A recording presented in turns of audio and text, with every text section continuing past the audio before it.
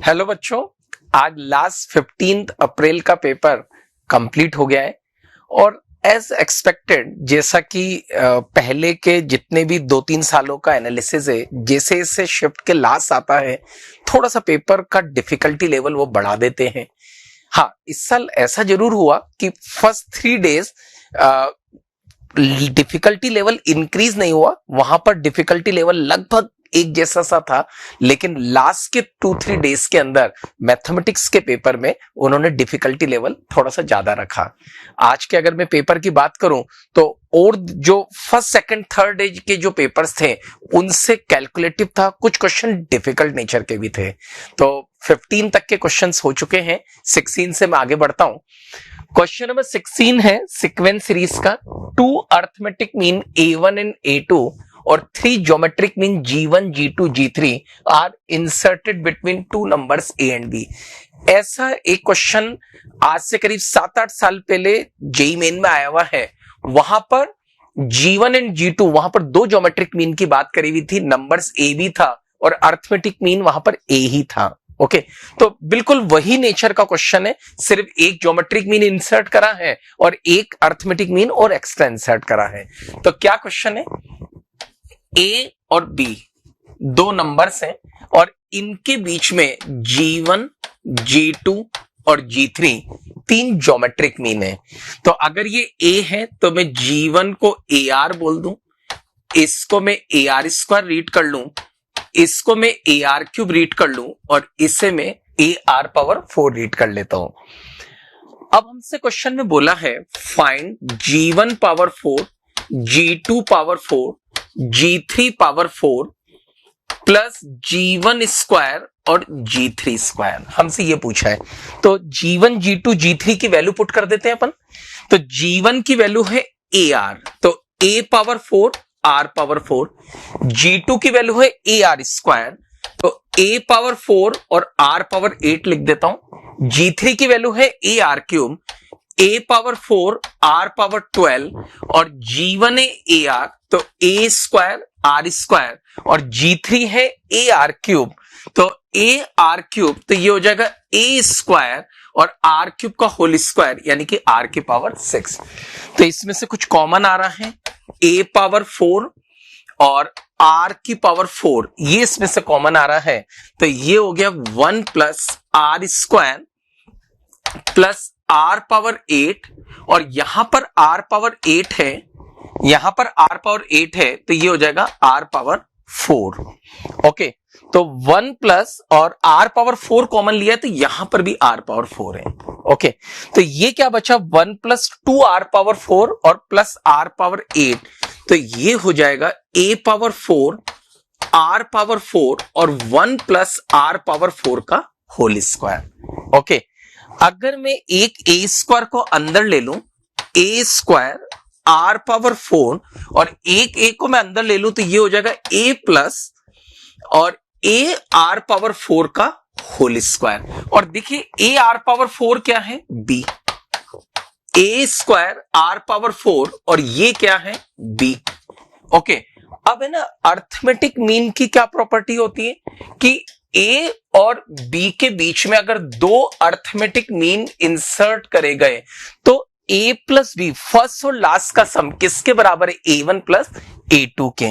तो मैं क्या करूं, यहां पर हो जाएगा A स्क्वायर R पावर 4 और ये हो जाएगा A1 प्लस A2 का होल स्क्वायर और A स्क्वायर R पावर 4 की वैल्यू आप G1 G3 के टर्म्स में रखेंगे तो आंसर आ जाएगा सेकंड ऑप्शन। क्वेश्चन ही सिंपल था, थोड़ा सा कैलकुलेटिव था। नेक्स्ट क्वेश्चन है एरिया बाउंडेड बाय कर्व। ये क्वेश्चन मतलब ऑब्जेक्टिव में करना वहां पर with in A time limit really में डिफिकल्ट था। क्वेश्चन डिफिकल्ट नहीं था, लेकिन जो इसकी कैलकुलेशन थी वो बड़ी डिफिकल्ट नेचर की थी। क्या है question, area bounded by the curve 2y square बराबर 3x, एक पैराबोला है, सर्कल x माइनस 3 का whole square plus y square बराबर 2, सर्कल का सेंटर 3,0 रेडियस √2 है और एक लाइन दे रखी है x plus y equal to 3 and about the x axis is a। और क्वेश्चन में बोला है 4 पाई प्लस 4 और पाई प्लस 4a, इसका वैल्यू हमें निकालना है। तो क्वेश्चन आपको बहुत पेशेंस रख के इसकी कैलकुलेशन करनी थी। ये एक पैराबोला है y square equal to 3/2x। ये एक पैराबोला है y square equal to 3/2x। Okay, और ये एक सर्कल है जिसका सेंटर भाई 3,0 है, जिसका सेंटर 3,0 है और रेडियस √2 है। और ये जो लाइन दे रखी है ना x plus y equal to 3, ध्यान से देखिए ये सर्कल के सेंटर से पास हो रही है, ये सर्कल के सेंटर से पास हो रही है। ये 3,0 इसका सेंटर है। ओके, और सर्कल की रेडियस, अब जब आप इस पॉइंट को सोल्व करेंगे ना तो ये पॉइंट आएगा 3/2 और y की वैल्यू भी आएगी 3/2। तो सर्कल की रेडियस कितनी, √2, यानी कि 1.414। तो यानी कि वो जो सर्कल है वो यहीं से पास हो गया, वो जो सर्कल है वो यहीं से पास हो गया अबाउ द एक्स एक्सिस। ये एरिया मुझे निकालना है। अब है ना, इस क्वेश्चन में अगर किसी बच्चे ने ध्यान से नहीं देखा कि ये जो बन रहा है ये एक आर्क बन रहा है, ये वाला जो पोर्शन है ये एक आर्क बन रहा है। यहां पर सर्कल मैंने थोड़ा सा अच्छा नहीं बनाया, ये जो बन रहा है ये एक आर्क बन रहा है और इस लाइन का स्लोप कितना है, -1, यानी कि एक्स एक्सिस एंगल 3π/4। तो ये एंगल 3π/4 है, तो ये एंगल कितना है, π/4। ओके, अब आप देखिए इसका अगर किसी बच्चे ने स्मार्टली कैलकुलेशन करी है ना तो बड़ा इजीली हो गया। सबसे पहले ये एरिया क्या होगा, 0 से 3/2 इंटीग्रेशन कर दूं किसका, इस पैराबोला का, तो √3/√2 और √x dx प्लस, अब मुझे ये एरिया चाहिए, ये वाला। अब अगर ध्यान से आप देखेंगे तो मैं एक काम करता हूं, पहले इस ट्राइंगल का एरिया फाइंड आउट कर लेता हूं। इस ट्राइंगल का एरिया हो जाएगा हाफ 3/2 इंटू 3/2 माइनस, अब माइनस जो है ना ये है सर्कल का आर्क, और ये जो लाइन है सर्कल के सेंटर से पास हो रही है, तो आर्क का एरिया क्या होगा, हाफ r² थीटा। ओके, और रेडियस कितनी है, √2, तो r² हो गया 2 इंटू π/4। ये इसकी कैलकुलेशन बहुत इजी कर देता है, और यहां पर जो आर्क का एरिया है दैट इज π/4।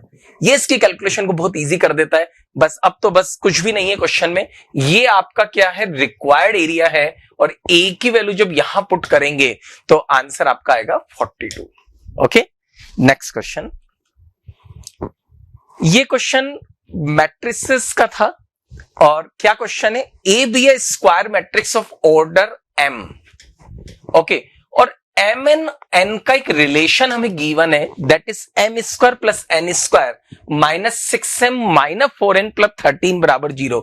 सबसे पहले तो इस रिलेशन को आप ध्यान से देखिए, तो दैट इज m-3 का होल स्क्वायर n-2 का होल स्क्वायर बराबर 0। पहले इस रिलेशन से m और n की वैल्यू निकालनी थी, तो ध्यान से देखिए ये इन दोनों का परफेक्ट स्क्वायर है, और दो परफेक्ट स्क्वायर का सम 0 कब होगा, जब m3 हो जाए और n2 हो जाए। ओके, और यहां पर m क्या है, यहां पर m है मैट्रिक्स A का ऑर्डर, यहां पर m क्या है, मैट्रिक्स A का ऑर्डर, यानी कि मैट्रिक्स A का ऑर्डर हो गया 3। आगे बढ़ते हैं क्वेश्चन में, तो n की वैल्यू तो मैं 2 रख दूं,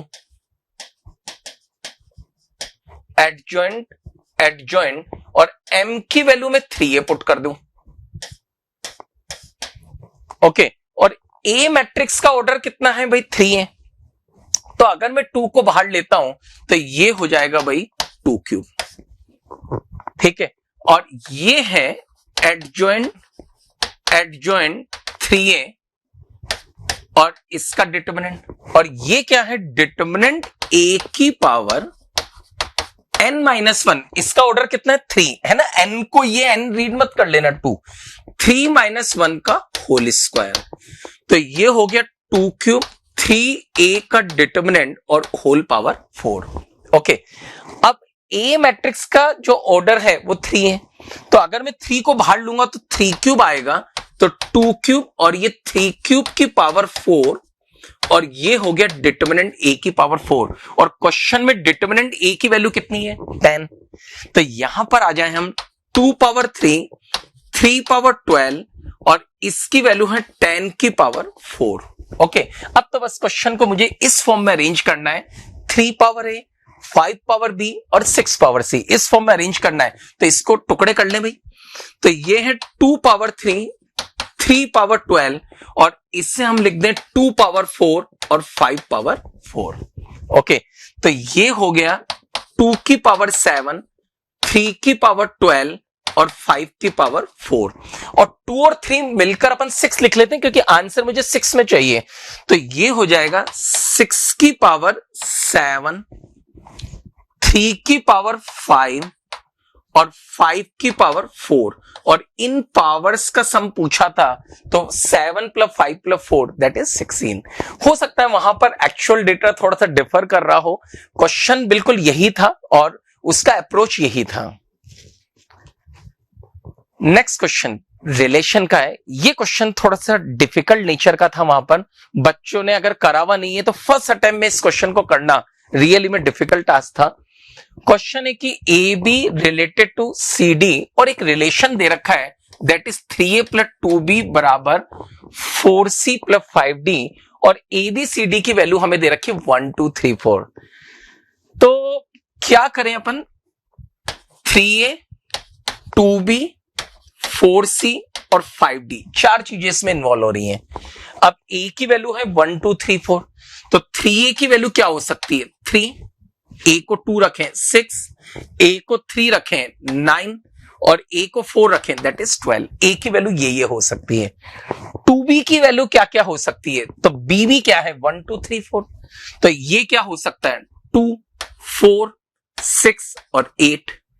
इसी तरह से c की वैल्यू भी 1 2 3 4 है, तो 4c की वैल्यू क्या क्या हो सकती है 4 8 12 और 16, और d की वैल्यू भी 1 2 3 4 है, तो 5 10 15 और 20। ओके, अब क्वेश्चन मुझसे क्या पूछा है कि 3a plus 2b 4c plus 5d के इक्वल कब होगा। तो 3a प्लस 2b के पॉसिबल केसेस देखें अपन, 3a प्लस 2b के पॉसिबल केसेस देखें तो 3a प्लस 2b क्या हो सकता है, 3 प्लस 2 5 हो सकता है, या 3 प्लस 4 7 हो सकता है, या 3 प्लस 6 9 हो सकता है, या 3 प्लस 8 11 हो सकता है ना। ये तो अभी मैंने 3 को लिया है, मैं अगर स्टेप बाय स्टेप नहीं चलूंगा तो कुछ केसेस छूट जाएंगे। अब 6 के साथ है, 6 प्लस 2 यहां पर 8 हो सकता है, 6 प्लस 4 दैट इज 10, 6 प्लस 6 12 और 6 प्लस 8 दैट इज 14, है ना। मैं 3 और 6 की बात कर चुका हूं, अब 9 के साथ देखें तो 9 और 2 11। ओके, इसी तरह से 9 और 4 13, 9 और 6 15 और 9 और 8 17, ये हो सकता है। तो 9 की बात भी मैंने खत्म कर दी। अब 12, तो 12 और 2 14, ये हो गया 16 18 और 20। तो 3a प्लस 2b की वैल्यू सिर्फ ये आ सकती है। ओके, इसी तरह से अपन 4c प्लस 5d की भी वैल्यू देख लें क्या क्या आ सकती है, और फिर देख लेंगे भाई ये इक्वल कब कब बन रहे हैं, कितने सेट के लिए बन रहे हैं। तो 4c प्लस 5d की वैल्यू, तो 4c प्लस 5d की वैल्यू कितनी हो गई भाई, ये है 4c प्लस 5d, तो 4 प्लस 5 9 है ना, 4 प्लस 10 14 19 24 है ना। ये तो मैंने 4 को लेके करें। अब 8 को लेके 8 प्लस 5 13 18 है ना, 23 और 28। इसी तरह से 12 को लेके करेंगे और इसी तरह से 16 को लेके करेंगे। और वो बोल रहे हैं ये इक्वल कब कब है, तो ध्यान से देखिए इक्वल कब कब है, जब इसके अंदर 9 आ रहा है और इसके अंदर भी 9 आ रहा है, ठीक है, और इसके अंदर 14 दो बार आ रहा है और इसके अंदर 14 आ रहा है। ओके, तो आप जब ऐसे देखेंगे कितने सेट के लिए इक्वल आ रहे हैं, तो यहां पर आपके पास 6 सेट्स आएंगे।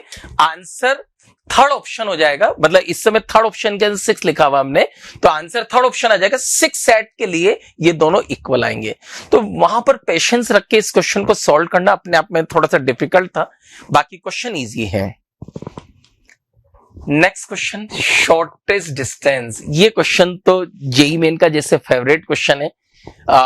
लगभग सारी ही शिफ्ट में इसमें भी और इसके प्रीवियस अटेम्प्ट में भी शॉर्टेस्ट डिस्टेंस का क्वेश्चन आया, इवन बोर्ड में भी आया। हाँ, इस बार थोड़ा सा उन्होंने चेंज करा और यूं बोला कि shortest distance between two line √3 है। हाँ, जब हम ये क्वेश्चन बच्चों के साथ डिस्कस कर रहे थे ना, तो वहां पर वो बच्चे बता रहे थे कि ये √3 के अलावा कुछ और था, और इसी तरह से लाइन भी कुछ और थी। जस्ट ये क्वेश्चन का डेटा बिल्कुल डिफरेंट है। वहां पर एग्जैक्टली ये डेटाबेस नहीं था वहां पर। हाँ, यहां पर x+ लैम्डा और यहां x- लैम्डा, ये बिल्कुल सही था, लेकिन बाकी के जो डेटा है वो मैनिपुलेटेड डेटा है। जस्ट ऑब्जेक्ट ये है कि हम आपको क्वेश्चन का नेचर बता पाए। तो क्या है क्वेश्चन में, शॉर्टेस्ट डिस्टेंस √3 है। तो फर्स्ट वाली जो लाइन है ये पास हो रही है -λ 6 और 3 से, और जो सेकंड वाली लाइन है वो पास हो रही है λ 6 और 1 से। इसको मैं A1 कह देता हूं, इसको मैं A2 कह देता हूं। ओके, तो A2 माइनस A1 कितना हो जाएगा? A2 माइनस A1 हो जाएगा 2λ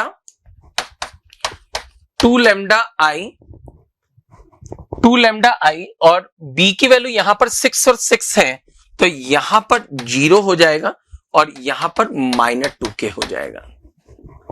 ओके, इसी तरह से ये इसका वेक्टर क्या है, B1 3i - j + 2k, और इसका वेक्टर क्या है B2, और वो क्या है i + 2j + 3k। ठीक है, ये लाइन के डायरेक्शन हमें गिवन है। अब शॉर्टेस्ट डिस्टेंस क्या होता है, A2 - A1 dot B1 cross B2 upon B1 cross B2 का डिटरमिनेंट मोड, और दैट इज इक्वल टू √3। ठीक है, A2 - A1 मैंने कर ही दिया है। B1 क्रॉस B2 कैसे निकालेंगे, डिटरमिनेंट से यहां रख के डॉट प्रोडक्ट करेंगे और इक्वल टू √3 करेंगे, तो लैम्डा की यहां पर 2 वैल्यूज आएंगी, और सिग्मा में आप 80 को तो सीधा ही बाहर ले सकते हो, और वो 2 लैम्डा की वैल्यू को ऐड करेंगे। तो इस समय हमारा आंसर तो ये आ रहा है, पर एक्चुअल आंसर ये नहीं था, क्योंकि यहां पर लाइंस डिफरेंट है। ओके, तो 20 क्वेश्चन हम लोगों ने आपके साथ डिस्कस करे। Thank you very much.